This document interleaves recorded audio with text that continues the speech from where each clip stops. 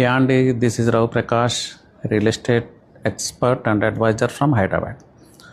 So రీసెంట్గా Telangana global summit future city ల్యాండ్స్లో జరిగింది. So 5 lakh crore plus investments వచ్చినాయి. బట్ రియల్ ఎస్టేట్ ఇన్వెస్టర్స్ దీన్ని ఎలా అర్థం చేసుకోవాలనేది చెప్తాను. అండి, ఎప్పుడూ కూడా గ్లోబల్ సమ్మిట్స్లో ఇన్వెస్ట్మెంట్స్ వస్తాయి, ఎంఓయూస్ జరుగుతాయి, కొన్ని ఇన్వెస్ట్మెంట్ ఇంటెంట్స్ ఉంటుంది. ఎంఓయూస్ అయినా కూడా లేకపోతే ఇన్వెస్ట్మెంట్ ఇంటెంట్స్ అయినా కూడా ఇమీడియట్ క్యాష్ ఫ్లో కాదు, దీన్ని గుర్తుపెట్టుకోవాలి. సో ఇన్వెస్ట్మెంట్ ఇంటెంట్స్ అంటే వాళ్ళ ఇంట్రెస్ట్ని ఎక్స్ప్రెస్ చేశారంతే. For example Trump media 1 lakh crore invest చేస్తాము రాబోయే 10 yearsలో అని. అంటే అది వాళ్ళ ఇంటెంట్ మాత్రమే, వాళ్ళు డిసైడ్ కాలేదు ఇన్వెస్ట్ చేయడానికి. ఎంఓయూ కూడా ఏమీ జరగలేదు, దీన్ని ఇన్వెస్ట్మెంట్ ఇంటెంట్ అంటారు. ఇది ముందుకెళ్ళొచ్చు, ముందుకెళ్ళకపోవచ్చు కూడా, ఇది దృష్టిలో పెట్టుకోవాలి. So based on headlines invest చేయొద్దండి, బేస్డ్ ఆన్ న్యూస్ ఇన్వెస్ట్ చేయొద్దు. ప్రాపర్ గవర్నమెంట్ పోర్టల్స్లో సెర్చ్ చేయండి. తెలంగాణ రైజింగ్ 2047 పోర్టల్ ఉంది తెలంగాణ గవర్నమెంట్ది.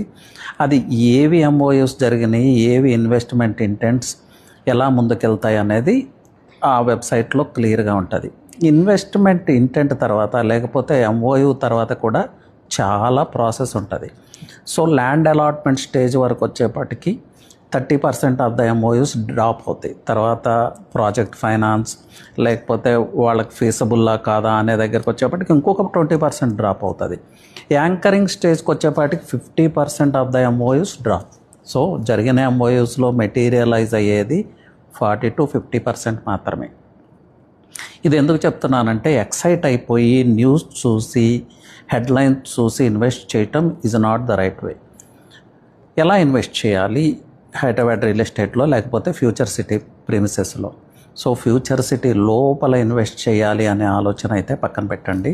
హెచ్ఎండిఏ కానీ ఎఫ్సిడిఏ కానీ ఎలాంటి పర్మిషన్స్ ఇవ్వట్లేదు. So highway based investment, Srisailam highway base చేసుకొని ఇన్వెస్ట్మెంట్ చేయండి, సాగర్ హైవేని బేస్ చేసుకొని ఇన్వెస్ట్మెంట్ చేయండి, ఓఆర్ఆర్ ఎగ్జిట్స్ని బేస్ చేసుకొని ఇన్వెస్ట్మెంట్ చేయండి, అలాగే రీజనల్ రింగ్ రోడ్ ఎగ్జిట్స్ని బేస్ చేసుకొని ఇన్వెస్ట్ చేయండి. అలాగే మైక్రో మార్కెట్స్ ఏమున్నాయి, ఇబ్రహీంపట్నం అండ్ సబ్ లొకేషన్స్, అలాగే Tukkuguda and sub locations, Maheshwaram and sub locations, Yacharam and sub locations, Kandukur and sub locations, Mucherla, Kattal, Maisigandi, Amangal, అలాగే మాల్, ఇలా ఈ లొకేషన్స్ని ఈ మైక్రో మార్కెట్స్ని బేస్ చేసుకొని ఇన్వెస్ట్ చేయాల్సి ఉంటుంది.